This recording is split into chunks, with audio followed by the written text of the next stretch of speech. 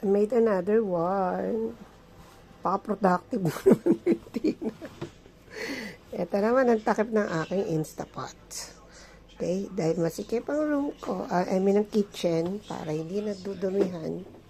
So, yan. I made it. Para kahit talsikan dito. Oh, I hand saw it, guys. Yan siya. So,